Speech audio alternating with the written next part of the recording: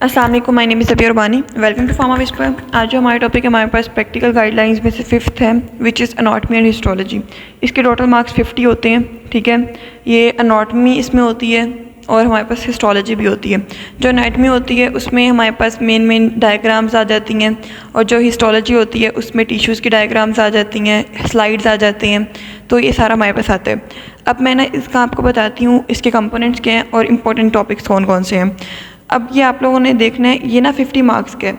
इसका थोड़ा सा पैटर्न बाकी सब्जेक्ट से डिफरेंट है, इसको आप लोगों ने ध्यान से देखना है। और सबसे मज़े का जो हमारे पास प्रैक्टिकल आता है वो यही है।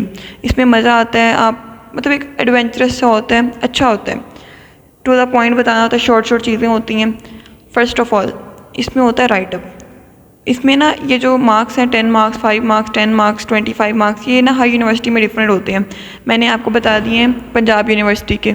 इसमें हमारे पास क्या होता है, राइटअप होता है। राइटअप, अच्छा एक बात आपको मैं बता देती हूँ, जब आप लोग एनाटॉमी और हिस्टोलॉजी तैयार करते हैं तो आपके पास दो चीज़ें होती हैं। एक होती है एनाटॉमी की जो प्रैक्टिकल बुक होती है, स्केच बुक कहते हैं उसे, और एक होती है हिस्टोलॉजी की वो प्रैक्टिकल बुक। तो जो स्केच बुक होती है ना उसके अंदर आप लोगों की होती हैं डायग्राम्स। जो स्केच बुक होती है उसके अंदर आप लोगों की डायग्राम्स होती हैं। मैं आपको एंड पे ना दिखा भी दूँगी एक दफ़ा कि स्केच बुक किस तरह से होती है, कि आपको बताएं पता ही होगा वैसे, लेकिन फिर मैं दिखा देती हूँ आपको स्केच बुक कौन सी होती है आपकी। और एक होती है आपके प्रैक्टिकल्स की बुक। ठीक है, जो आपकी स्केच बुक होती है ना वो आप लोग तैयार करते हो राइटअप के लिए। उसमें ड्रॉ एंड लेबल होता है। आपकी स्केच बुक से देख के आपको दो प्रैक्टिकल्स दे देते हैं कि जैसे आप स्मॉल इंटेस्टाइन की जो है उसकी डायग्राम बना दें, उसको लेबल कर दें, या हमारे पास पेंक्रियाज जो आपको कॉलेज में करवाई हैं। दो डायग्राम होती हैं, हर एक 5-5 नंबर की होती है। थोड़ा सा टाइम होता है, आप लोगों ने इसमें बस डायग्राम बनानी होती है। अब हमारा काम ख़त्म हो गया स्केच बुक से, बिल्कुल। देन क्या होता है, हमारे पास कॉपी, जो आप कॉपी बनाते हैं दोनों, इन दोनों के होते हैं 5 नंबर स्लाइड्स। अब आपने ये जो प्रैक्टिकल बुक बनाई है ना, ये जो प्रैक्टिकल कॉपी आपकी तैयार हुई है, इसी में से आपको क्या करते हैं, जो आपने हिस्टो की डायग्राम्स बनाई हैं, ठीक है, हिस्टो की जो आप डायग्राम्स बनाते हैं वो आप लोगों को तैयार होनी चाहिए। उसके फीचर्स जो आप नेक्स्ट आगे लिखते हैं, कैरेक्टरिस्टिक्स, वो भी आप लोगों को पता होनी चाहिए।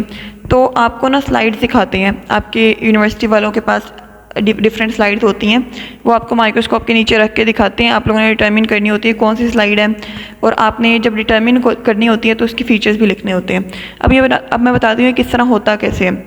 जैसे देखें, अब स्लाइड्स हैं, आप लोगों की स्लाइड्स इस तरह से होती हैं, माइक्रोस्कोप के नीचे रखी जाती हैं। आपके कॉलेज वाले ना पहले आप लोगों को बता देते हैं टोटल कितनी स्लाइड्स हैं, मे बी 20, ठीक है, 10। तो इनमें से आपको 5 दिखाई जाती हैं। हर ग्रुप को डिफरेंट स्लाइड दिखा सकते हैं, हो सकता है वो सेम कर दें, हर बच्चे को थोड़ी बहुत चेंज करके बता दें। तो इस तरह आप लोगों का होता है। तो इस तरह आपका जो ग्रुप होता है ना, हर ग्रुप को डिफरेंट दिया जाता है।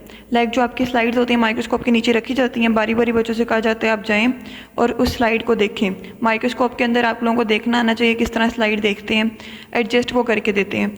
जब आप लोगों ने देखनी है, आप लोगों को पता चल जाएगा कौन सी है। साथ में आपका पेज होता है, आप लोगों ने वहाँ पर जो स्लाइड का नेम होता है, एक होता है नंबर, स्लाइड के ऊपर नंबर लिखा होता है, वो आप लोगों ने स्लाइड के ऊपर नंबर लिखना है अपने पेज पर।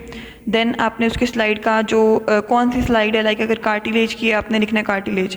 और फिर आपको आई थिंक सो वो 1 मिनट देते हैं, पूरा 1 मिनट मिलता है आपको। उसके अंदर आपने उसके कैरेक्टरिस्टिक्स लिखने होते हैं 4, इससे ज़्यादा नहीं लिखने हैं। ये नहीं आप डिटेल नोट लिखने बैठ जाएं, बस आपको उस टाइम के अंदर उसकी कैरेक्टरिस्टिक्स लिख के देन वो कहते हैं आगे मूव करें। इतना टाइम नहीं होता, आप लोग को डिटर्मिन करने में बड़ा टाइम लग जाता है। तो आगे मूव करें, देन आप नेक्स्ट माइक्रोस्कोप पे जाते हैं, फिर नेक्स्ट, इस तरह आपकी आइडेंटिफिकेशन हो जाती है। वो आपका पेज होता है, वो आप लोगों को मतलब जब आप लिख लेते हो, जब आपका टाइम पूरा हो जाता है तब आप लोग उनको वापस कर देते हैं, ठीक है। जब आप लोग उनको वापस कर देते हैं ना, तो उसके बाद नेक्स्ट ग्रुप की बारी होती है, वो स्लाइड्स चेंज करते हैं, उनकी मर्ज़ी है करें ना करें। सो इस तरह होती है हमारे पास स्लाइड्स की आइडेंटिफिकेशन। या आप लोगों को ना कॉलेज वाले बता देते हैं कि ये हमारे पास स्लाइड्स हैं, आप लोग उनकी प्रैक्टिस कर लेते हैं। जब आप उनकी प्रैक्टिस कर ले रहे हैं तो वही हमारे पास आती हैं, ठीक है। और वाइवा, अभी हमारे पास जो वाइवा है ना, वाइवा में हम कहते हैं हमारे पास 25 मार्क्स का होता है। जो 25 मार्क्स होते हैं उसमें मोस्टली आप ना प्रैक्टिकल कॉपी तैयार करके जाते हैं, बट इतना वो इन दोनों चीज़ों में काम आ जाती है। लेकिन ओवरऑल आपका जो वाइवा होता है आपके सिलेबस में से होता है। उसमें सबसे पहले आपको नर्व सप्लाई, हर किसी चीज़ की लोकेशन और ब्लड सप्लाई पता होनी चाहिए। अगर एग्जामिनर बहुत ज़्यादा स्ट्रिक्ट होते हैं तो नर्व सप्लाई, ब्लड सप्लाई पूछ लेते हैं, लोकेशन तो हर कोई पूछता है। देन आपको पता होना चाहिए कि आपके पास जो स्केलेटन है, ये आप लोगों ने याद रखना है, आपको स्केलेटन पूरा आना चाहिए। आपको पूरी 206 बोन्स आनी चाहिए, कोई भी मिस नहीं होनी चाहिए। आपको cranial, facial, appendicular skeleton, axial skeleton, आपको एक एक चीज़ आनी चाहिए। उसकी फ्लेंजेस कौन सी हैं हमारे पास, लार्जेस्ट बोन कौन सी है हमारे पास, फीमर आती है, और स्मॉलेस्ट बोन कौन सी है, स्टेप्स आती है। इस तरह आपको पूरा स्केलेटन आना चाहिए। First of all this one. Then आप लोगों ने एनाटॉमिकल टर्मिनोलॉजीज़, जो टर्मिनोलॉजीज़ पढ़ते हैं हम कि हमारे पास लेइंग पोजीशन, सुपीरियर, इन्फीरियर, ये सारी पोजीशन आप लोगों को पता होनी चाहिए। ऑर्गेनेलीज़, मैंने ये सारे चैप्टर्स इसलिए लिखे हैं क्योंकि इन सब में मेन चीज़ें आप लोगों ने तैयार करनी है। ऑर्गेनेलीज़ आपको पता होना चाहिए, मेम्ब्रेनस कौन सी हैं, नॉन मेम्ब्रेनस कौन सी हैं, उनकी नेक्स्ट थोड़ी आगे फीचर्स पता होने चाहिए। देन टिश्यूज़, मोस्ट इंपॉर्टेंट है हमारे पास टिश्यूज़, CVS, स्केलेटन और नर्वस सिस्टम भी। तो ये पूछा है, टिश्यूज़ आप लोगों ने पूरे तैयार करने हैं, कुछ भी नहीं छोड़ना। इनमें से बहुत सारे क्वेश्चन आते हैं। एपिथेलियल की टाइप्स बता दें, इस टाइप की लोकेशन किधर है, और हमारे पास कनेक्टिव टिश्यूज़ कौन से हैं, मसल टिश्यू कौन से हैं, बोन्स, जॉइंट्स, बोन्स की टाइप्स, ये सारी चीज़ें आप लोगों से पूछी जाती हैं। इंटेग्यूमेंट्री सिस्टम में स्किन के लेयर्स के बाद आप कहते हैं कि हमारे पास जो स्किन की लेयर्स आती हैं उसको नेक्स्ट थोड़ा बहुत बता दें, इसमें कितने सेल्स होते हैं, कौन कौन से सेल्स होते हैं, ये नेल्स, ग्लैंड्स, ये सारी चीज़ें जो है ना मेन है, ये आपको पता होनी चाहिए। CVS में कंडक्शन सिस्टम किस तरह होता है, और हमारे पास हार्ट को किस तरह सप्लाई होती है, coronary circulation, layers of heart. Main चीज़ आपको हर सिस्टम की लेयर्स का पता होना चाहिए। जो एग्जामिनर ज़्यादा पूछते हैं ना वो लेयर्स हैं, आपको लेयर्स आनी चाहिए। स्टमक की लेयर्स, हमारे पास ये ब्लड वेसल्स की लेयर्स, हमारे पास हार्ट की लेयर्स, रिप्रोडक्टिव सिस्टम्स की लेयर्स, ये सारा कुछ आप लोगों को मेन जो है ये आना चाहिए। एनाटॉमी का प्रैक्टिकल थोड़ा सा इसलिए भी डिफ़िकल्ट होता है और नंबर इसमें कम आते हैं क्योंकि इसमें मेन चीज़ें हैं। जैसे पेपर में मेन चीज़ें हैं, इसी तरह इसमें मेन चीज़ें हैं। ये CVS हो गया, एलिमेंट्री सिस्टम आपको पूरा आना चाहिए। GIT का पूरा आपको आना चाहिए। उसके अंदर कौन कौन सी सिक्रीशन होती हैं, कौन कौन सी ग्लैंड्स हैं, किस तरह से वो सारा रेगुलेशन होती है। यूरिनरी सिस्टम में भी सेम ऐसे ही है।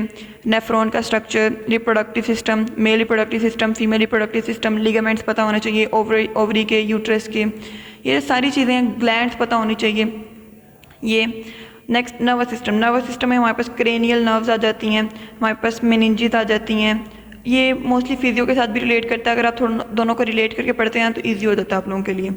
देन क्रेनियल नर्व्स आ जाती हैं, और इसमें हमारे पास मेनिंजेस, सर्कल ऑफ विलिस, ये जो सारी चीज़ें ये आप लोगों ने तैयार कर लेनी है।